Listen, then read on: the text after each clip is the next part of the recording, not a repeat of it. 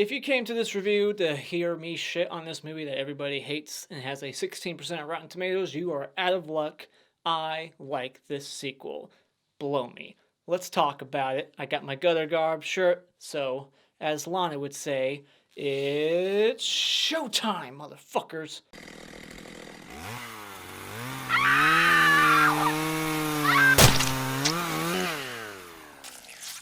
So welcome to another Horror Franchise Wednesday. Of course, we will be discussing Friday the 13th, Part 5, A New Beginning.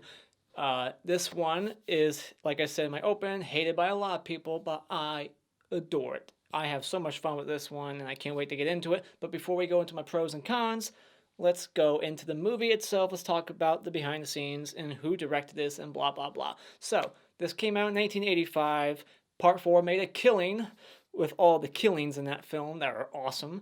And they said, fuck it, let's just do it again. Let's make another one. They hired Danny Steinmann, a former porn director, just like Sean Cunningham had his history in porn, except this one feels like it. There's certain moments in this movie that just feel like a porno. They told Danny Steinmann to have a kill every 7 to 8 minutes or a scare, and that's why this movie has the highest body count in the franchise. He co-wrote this movie with the writer of Part 3, Martin Kitrosser. We got a couple of people who went on to actually play Michael Myers, or already did, work on the stunts in this film. You got Dick Warlock, who is the stunt coordinator, and you got Tom Morga playing Jason throughout this movie for the most part. John Hawk, some other guy, was uncredited. He played him in a couple of scenes also. But for the most part, you got Tom Morga, who went on to play Michael Myers in the first, act or less in Halloween 4 with the bandage around his face. Corey Feldman actually wanted to be in this movie. Unfortunately, he was forced.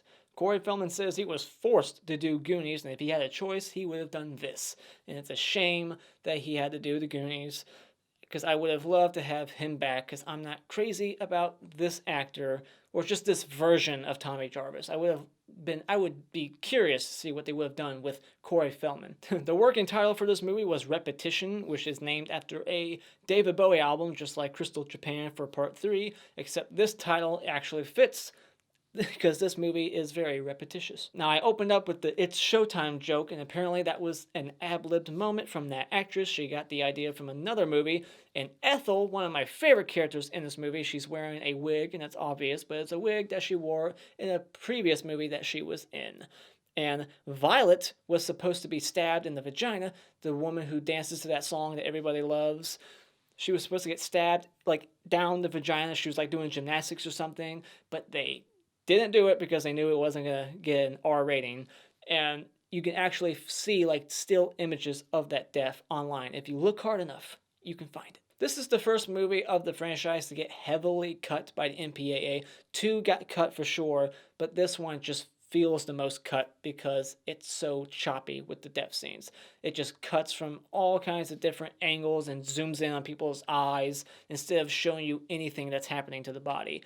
It's the most choppy, it's the most cut, and it's a shame because you can find even still images of the one girl, Robin, who gets the Kevin Bacon kill. You can find a still image of her dying, and it looks awesome.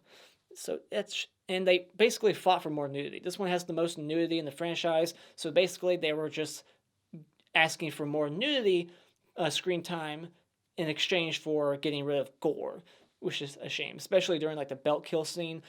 To get all that nudity that we get in that scene, they basically took out all the gore of the belt kill and the hedge clippers to the eyes. I would prefer gore over boobs. That's just my personal opinion. Pam Roberts, one of the most attractive final girls in this franchise, at least just to me.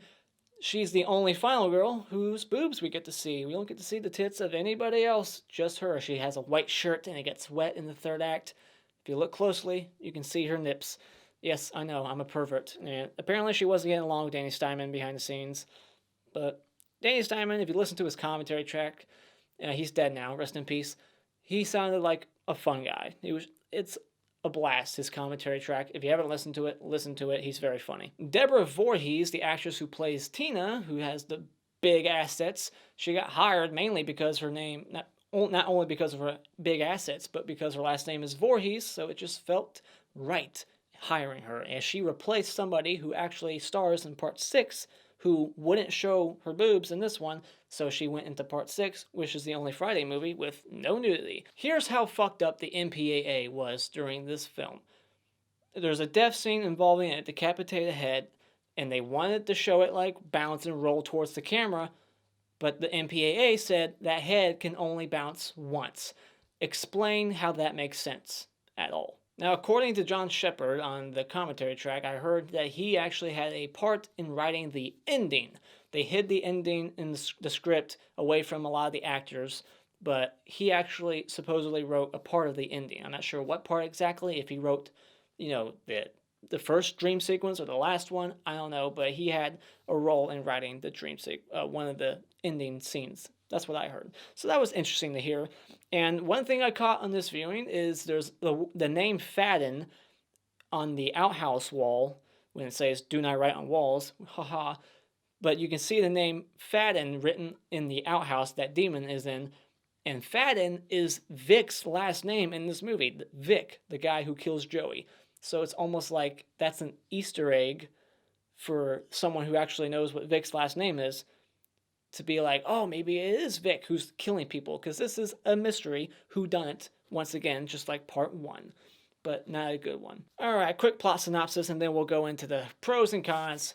This movie picks up at least 5 years or so after the events of part 4. Corey Feldman, his character, Tommy Jarvis, is played by John Shepard now, and he's like 17, I'm guessing, because he's at a youth development center at Pinehurst, where all these troubled kids and orphans are getting taught skills, everyday skills, to move into society, to one day be able to fit in with everybody else, whatever, I don't know. But they're all getting picked off one by one by a mysterious killer who is wearing a hockey mask that has blue little markings on it instead of down there, right? Yeah. 2 blue markings. New mask, new Jason. Let's get into it. Let's talk about my positives for this movie. First up, very simple. No recap. We don't need it. Thank you. All right, moving on. The next one will be lots of nudity. This one has the most nudity in the franchise, so if you're looking for that TNA, this one offers it in spades. You got Tina, played by Debi Voorhees. Huge. Biggest tits in the franchise. I would bet money on it. You got Robin, her character played by Juliette Cummins, I want to say. She was in Psycho 3. She got killed in the phone booth. And then she was in Slumber Party Massacre 2. The only character in that movie who showed her boobs. She shows her boobs in every movie she's in. And you get to see them here. It's very gratuitous. It's very forced. And you can just tell that this was directed by a porno director, Danny Steinmann. And so yeah, lots of boobs, can't go wrong there. It has the highest body count of the franchise if you include the dream sequence kills at the beginning and end, especially higher, much higher body count than the previous movies. They all had like 13 max. This one has like 20, so a lot more. And I love the weird tone of this movie because it's very serious for the most part, but there's wacky characters sprinkled throughout that just say weird shit. They're so corny, they're so over the top, and it just makes a weird tone. It's very like rednecky, all these redneck characters. I love it. I just love the new setting at like a farm and just the weirdness of this film and the characters. The characters are the biggest positive for this film. They kick ass. They're way better than part 3 and even part 2 to a degree. And when I say characters, I mean like the outside characters, because the main ones, the main group that's staying at Pinehurst, the only ones memorable there are Reggie the Reckless and Pam because of her sweater later on, and Tina because of her big boobs. But other than that, I mean, people like Violet because of her famous dance scene towards the end, her robot dance. But the characters outside Pinehurst are the best characters in this movie. You got the over-the-top mayor. You got Demon and his girlfriend. You're gonna get it, bitch. And then you got Junior and Ethel. You tell him, Ma! I just love these characters. They're so fucking hysterical. I was laughing my ass off way more than I ever have before watching this. It was just landing so perfectly for me. I was just having a blast. So the characters in this movie, they rival part 4 for my favorite characters. Easily. So I'm probably alone on that, but these characters were freaking hysterical. They were all different and just all had their own different flavor and personality. Joey, forgot to mention him. He's got candy bars in every single pocket, and just another funny character with the most gruesome death in the movie. Shockingly enough, the kill that isn't even done by Jason or fake Jason is the goriest of the whole movie, which is odd. So, and I love that this movie took a risk.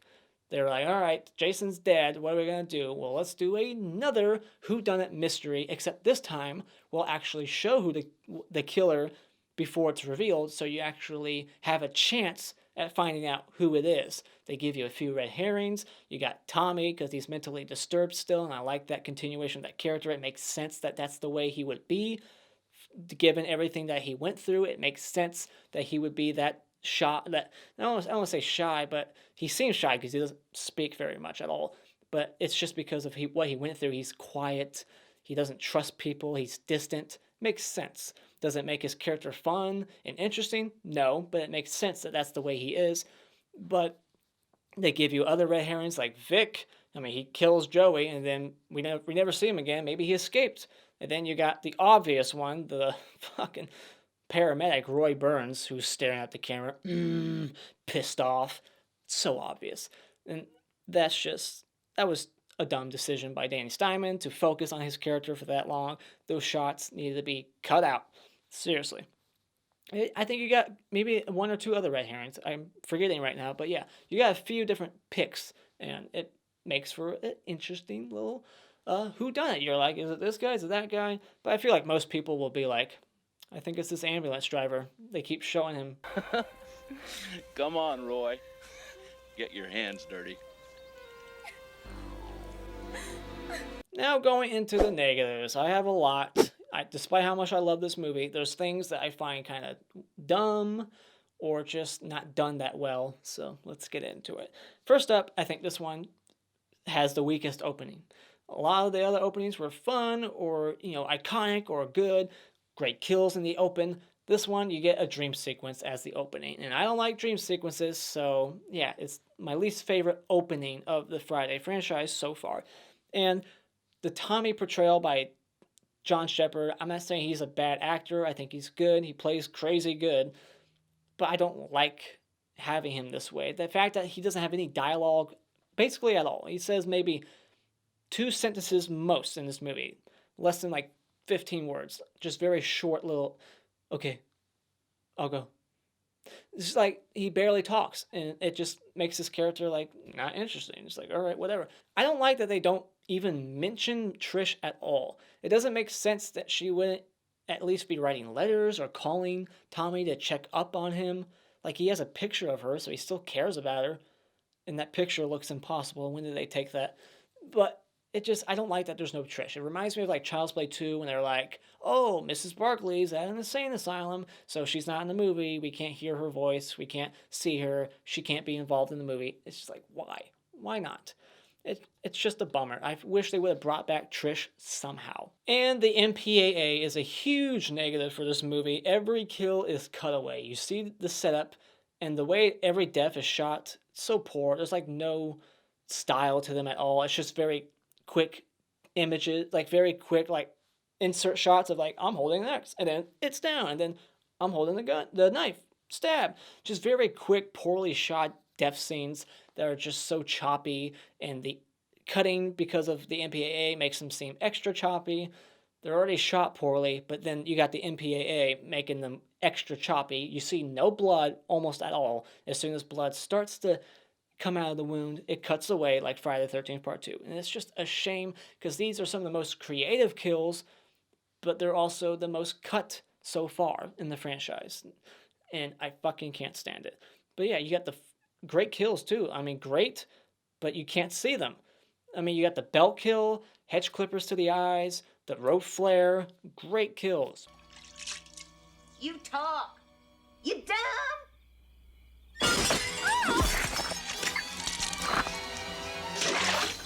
I also don't like the fact that the killer doesn't end up being Tommy. I feel like they should have went that route. I mean, they still would have ignored it in Part 6, but at least do what Part 4 was promising. What we get here is the same ending as Part 4, done all over again. So it's like we're back at square one. Oh, Tommy's going to be the killer, but you already told us that at the end of Part 4, and that's what we were expecting this whole movie. but you didn't give it to us, and now you're like, well, maybe it'll be the next one. It's like, no, too late. All right, Tommy should have been the killer. They should have shown the mask more. They did all these like leg and arm shots and avoided showing the face. It was just a mystery, but like they could have still had Jason on screen more in this movie. We don't see Jason in his full getup. Well, Jason, that's what I mean. We don't see the new mask and everything until the last 10 minutes of the movie. Like, why didn't we see him perform all those kills throughout the movie in that getup? You know, like, it doesn't make sense why they took that direction and that approach to the mystery. We still would have been guessing who's under the makeup, I wonder. And the killer reveal is just not done well. It's just a character who you saw coming a mile away as going to be the killer, and the reasoning that they give you is so ridiculous and it doesn't add up. It makes no sense, and I'll get into it further in my spoiler discussion, but it's just a weak reveal. It's just like, okay, whatever. Like, we didn't explore that character. We didn't know that character. He had like one line. It's just not a good reveal. It's just like, okay, whatever. It's just like part one. It's like, who's this bitch? Oh, a friend of Christie's? Okay. The fact that Vic didn't get killed, I mean, maybe he did, but it's never even alluded to. The fact that he didn't die, given how he's the one that kind of caused everything, makes no sense. That was a mistake. They should have shown Vic die. And my last negative will be the portrayal of Jason in this movie. We only get to see Tom Morgan's Jason for like 10 minutes, where he's actually chasing people and we see him from head to toe. Everything else is like arm shots and leg shots, so we don't really get to I don't get to judge his performance that well and see what he can bring to the character with those shots. He only gets like 10 minutes, so it's unfair for him to really do much because he's only got those last 10 minutes of the movie. But he feels like a stock Jason. Like, he doesn't really bring much to the character. He's not very intimidating. He's just a tall, slender, I call him Slender Jason because he's just so damn like skinny, and the way he walks is kind of robotic. He speed walks. You know, Jason went from running, and this Jason is the speed walker Jason of the franchise. But it's just not that good of a portrayal of Jason. It's not interesting. It's very stock. And my mixed thought will be Pam as the final girl. She fights back some. I like what she does with the chainsaw, and you know, her having Reggie like kind of distract him, I guess, while she attacks from behind. But then there's moments where she's like on the ground crawling. She can't get up because she's wearing boots, I guess, that are impossible to stand up in. There's just moments where I'm like, I don't care about her. Plus, we don't really get to know her character that much. She doesn't really have much of a personality, but she seems nice, but we don't really get to know her that much. So that's why I put it right here in the mix aspect. Not my favorite final girl by far, but also not my least favorite final girl. I would put her right in the middle-ish. So final thoughts, I think Friday the 13th Part 5 is a fun sequel in the franchise that tries something different. Does it succeed? Not really, but it still has fun, colorful characters with fun personalities, most quotable lines in the franchise, highest body count, lots of boobs, all the things that you would want in a slasher, except the gore is missing, but that's not the movie's fault. That's the MPAA. It's got weaker, direction by Danny Steinmann. It's definitely a step down in directing. When you go from like Joseph Zito Part 4 to this, it's definitely a giant step down in directing. And the editing is all choppy, because I think that's the MPAA again, but it's still a fun sequel. So when it comes to Friday the 13th Part 5, I still recommend that you go out and buy it.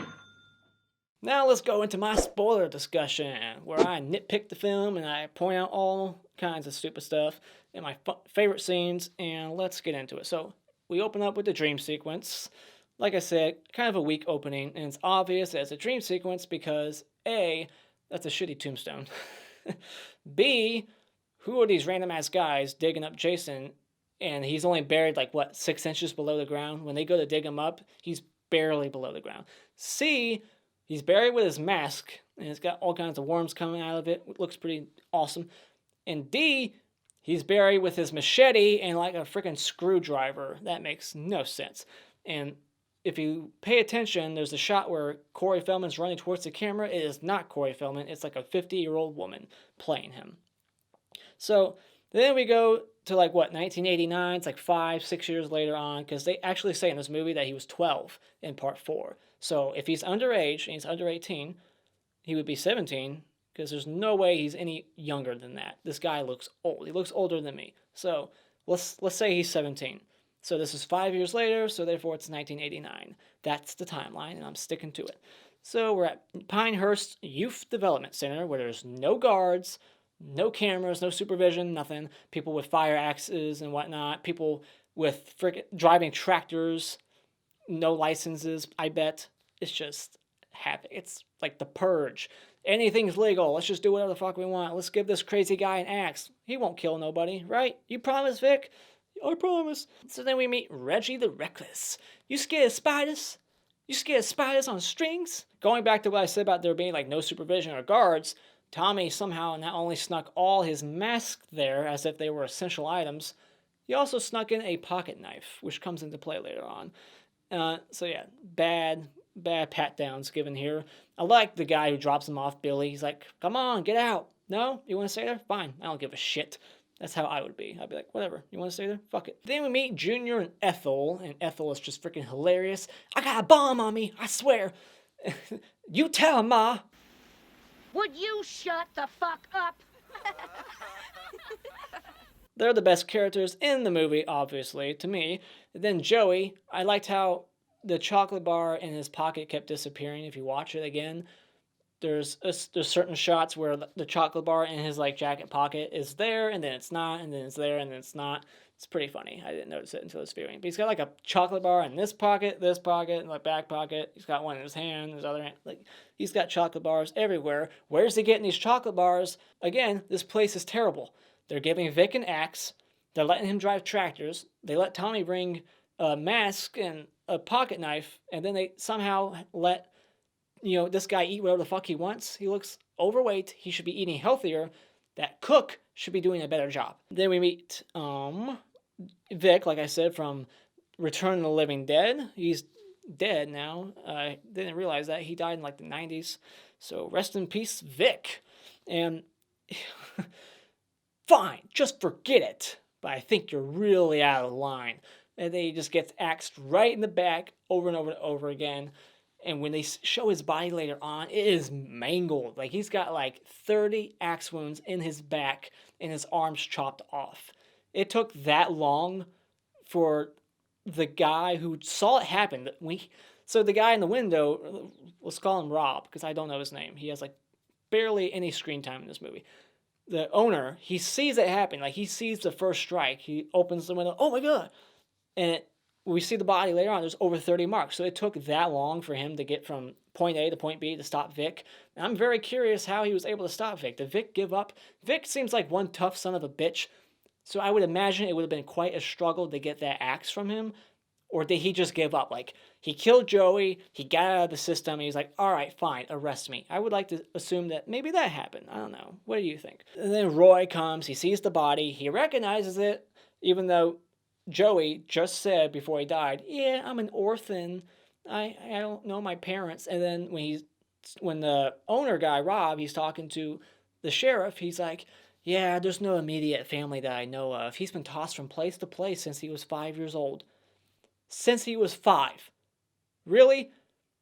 How does Roy know him when he hasn't seen him since he was 5, but yet somehow has a picture of him that looks like in his wallet? There's a picture of Joey in Roy's wallet, and it looks like it was taken like that day when he got axed. That makes no sense. That picture can't be there. It's so dumb. But he just recognizes him. Like, oh my God. Oh. He like panics, and then the other paramedics like, bunch of pussies. Every character is just funny. They all have quotable lines. But, yep, that sets Roy off, and we see that shot of his face. He's like, I'm pissed off. Time to go kill. Come on, Roy. Get your hands dirty. And he gets them dirty, all right. We meet these, like, kids that look like they're John Travolta in Grease. They got, like, leather jackets, black slick hair, and everything they say is basically ad-libbed because they're cussing left and right. They're dropping the F-bomb. Come on, motherfucker. Start the fucking car. Rat-a-tat-tooey. And then he goes out to the forest to take a shit. Not pee. He's like, I'm going to go take a crap. And what? Wipe your ass with that rabbit? We get a rabbit scare. And then we get the road flare in the mouth. Great kill. At least we get to see some of it. Thank God. Tommy is ripped. This Tommy has been training to fight. He's kicking people's asses left and right. He's just socially awkward. He's very silent, but then he starts dropping motherfuckers left and right, kicks Junior's ass, kicks Eddie's ass, and doesn't kick Jason's ass at all. That's another negative. Like, they set that up. They set him up as this, formidable foe for Jason, someone who could go toe-to-toe with him, and instead he just freezes up like, Jason, is it another hallucination I'm having? And then he gets cut, and it's too late. He's on the ground, does nothing. He doesn't kung fu kick Jason out the window like Freddy in Resurrection.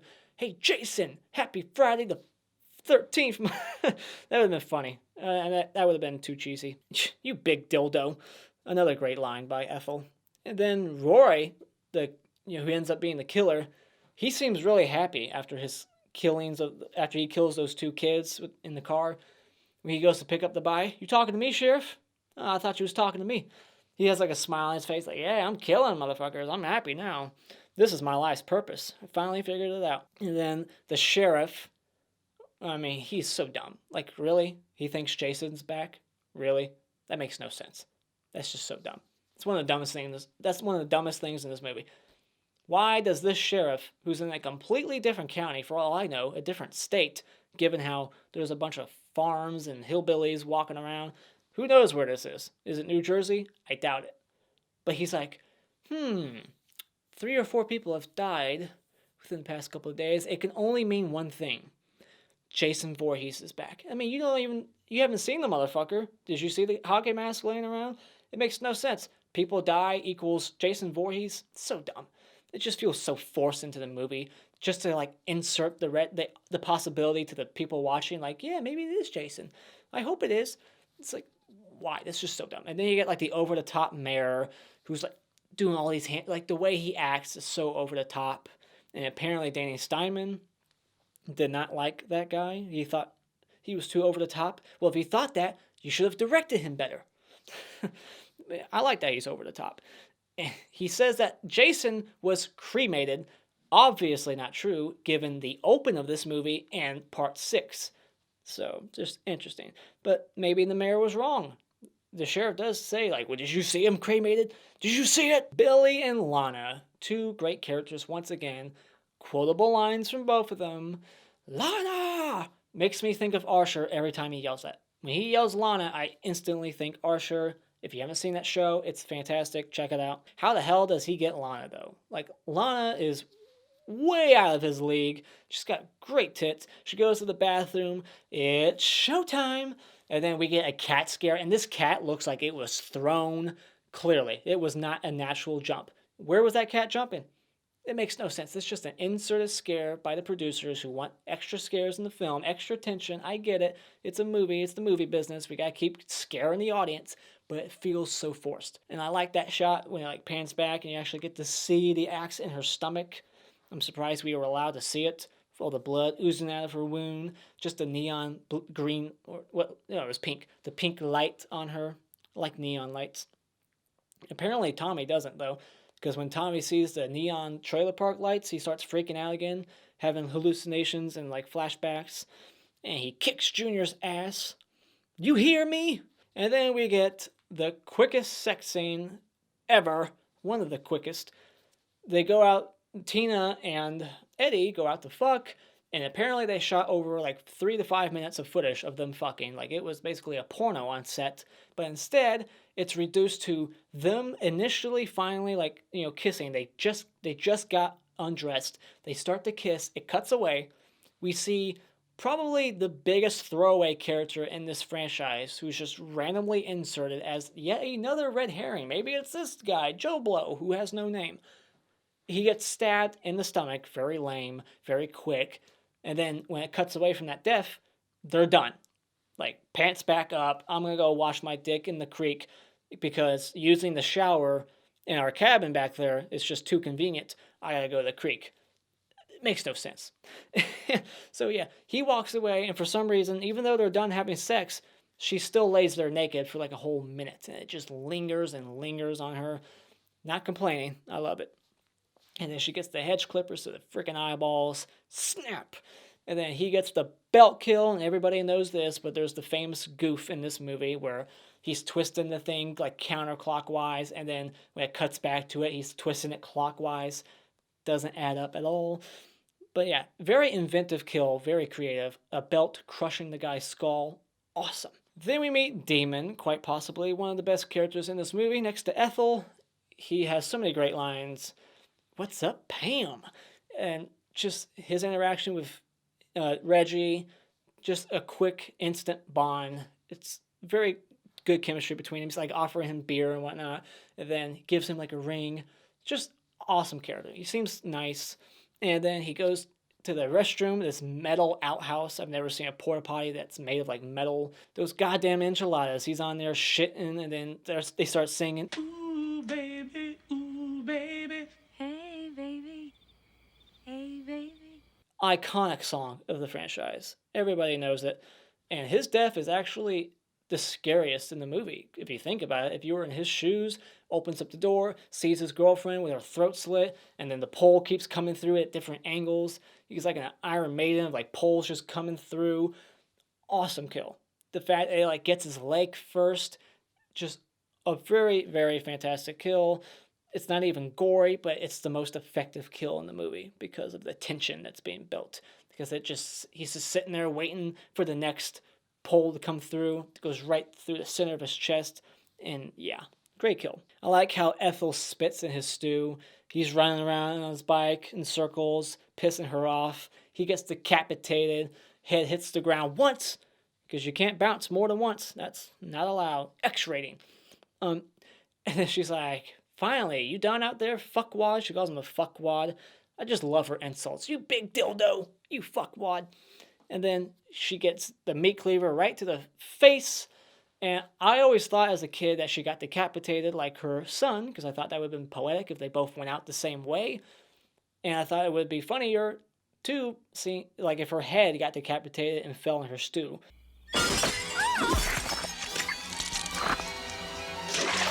Then, yeah, Jake, he's talking to Robin. I like you a lot. I want to make love to you. The way he says it, it's hilarious. It's like, I want to bang you. Like, we've been hanging out for 8 months, right? You want to go upstairs and fuck? And she just turns him down in the worst way possible. Like, it's one thing to say no to a guy, but to not say anything but laugh over and over and over again in his face, dick move. I'm glad she got it. So yeah, he goes upstairs, gets right in the face, meat cleaver. And then she goes in her room, gets completely naked for no reason. I guess she just sleeps in the nude like that one chick in Sleepaway Camp 2. And she gets the Kevin Bacon kill, but we don't get to see it. Although there is a still image on Google Images, you can find it. And once again, there's like no blood in the hallway. There seems to be no blood on the floors in these movies. I guess Jason's just cleaning up afterwards. He's got like a mop at hand at all times. And then Violet gets killed. And she should have gotten that machete up her vagina like they were going to do, but she gets stabbed in her stomach that looks clearly like a pillow. And I find it kind of odd that he's like playing hide and seek at first. Like he steps in and she turns around like, who's there? And he's gone. Like, why did he hide at all? Like, she's already trapped in there. You could have just charged at her. And then we get a reoccurring theme here from part 3 and 4. Jason bursting through the door. And it's awesome. I mean, how does Roy know how to do that? I get Jason because he's got that weird supernatural strength almost. But Roy, he's just a regular guy. But he bursts right through that door like a fucking cannon. And we get another body being thrown through the window. This time it's the cook with his eyeballs plucked out. And then they start running through the woods. This is the final chase. And we see all the bodies in the woods. You get like the one guy spiked to the tree, the railroad spike to the face.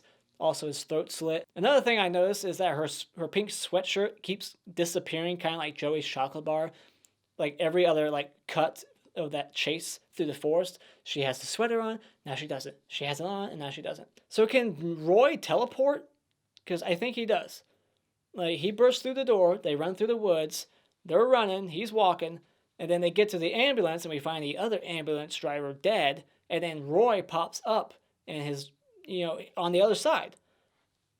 Like, how did he get there that quick? That makes no sense, unless he drove that ambulance there, like, right before they popped up. And then we get Jason versus a bulldozer. Even though this isn't real Jason, this is a guy who probably went to college, got a degree, became a medical guy, a paramedic. He thinks he can just take on this bulldozer? What an idiot. He just sits there and takes it. Get out of the way, dipshit.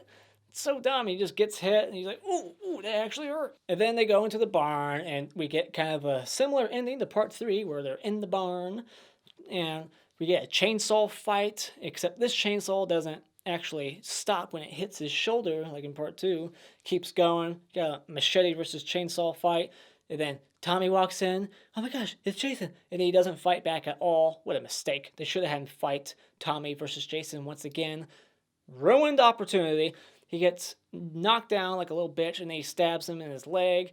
Roy's getting all kinds of damage done to him. He gets his arm like chainsaw stabbed in his inner thigh. He would be bleeding to death. And he chases them up and then they like push him out of the fucking barn. And then he's revealed as Roy, the ambulance driver. And I like how he hits the thing so hard that his mask pops off.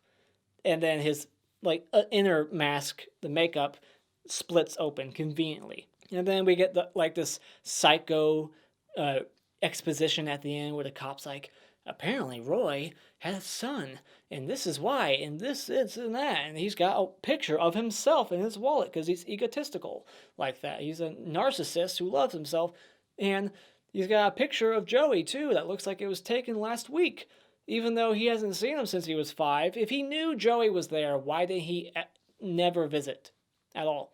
Why would, if he's killing for him, that means he loves him so much. Like, he's so angry that his son's been taken from him, but yet never gave a shit to let Joey know, like, hey, I'm your father. I work in this town as an ambulance driver, but I'm going to leave you here because I don't want to take care of you. I love you, but I don't want to take care of you. So stupid. It's just a dumb, lazily written reveal. Makes no sense. But, I mean, he did a good job. I mean, did Roy do that makeup appliance around his head? That's some good stuff for a paramedic. And we get the double fake out ending. It's like, oh, he jumped out the window. Like, he stabbed Pam. And then, no, he didn't. And now he's about to stab her again. Like, which one is it? It's the same fucking ending twice in a row. Fake out, fake out, fake out. And I like how somehow he was able to bring in the mask and a knife. Where did he get that butcher knife? They let him bring that shit to the hospital. Get the fuck out of here. And we never find out about Vic, who killed Joey. We never find out what his fate is, which was another mistake made by this movie. So, now that that's all done, let's get into my award ceremony. The Funny Bone Award for funniest moment in this movie is Ethel's introduction. I'm gonna blow your fucking brains out. You hear me? Don't you come near me, Sheriff. I'm warning you. I got a bomb on me. I swear to you. The hottest chick in this movie, to me, is the final girl, Pam, especially in that wet t-shirt contest that she's doing all by herself at the end. And the Clapper Award for best scene in this movie is ooh, baby, ooh, baby. The best shot in this movie is the shot of Jason walking towards the barn with all the rain pouring down. And the Hockey Mask Award for best character goes to Ethel. Demon is a very, very close second, but Ethel made me laugh the hardest, so I have to give it to her. And the Mr. Hanky Award for worst character in this movie will go to Junior, because I find him kind of annoying. He's kind of funny, but he's also a little annoying. He gets on my nerves. And the Mr. Hat Award for best kill in this movie will go to Eddie. The concept of it and just how different and unique it is why it is my favorite, and the worst kill in this movie will go to the farmhand creep guy who barely says anything. He just simply dies while two people are making love. Lame, lame, lame, lame, lame. And those are my thoughts on Friday the 13th Part 5, A New Beginning. What are your thoughts on this movie? I love it. I think it has all kinds of charm to it. Some of the best characters. You heard my thoughts. I like it. Not going to apologize for it, but let me know what you think about it. Where would you put it in your ranking? Put it all in the comments below. Thank you so much for joining me tonight. If you like what you've seen, you can hit this like button, share it with all your friends, and become a subscriber today just by clicking on my cartoon face in about 5 seconds. And until next time, auf Wiedersehen.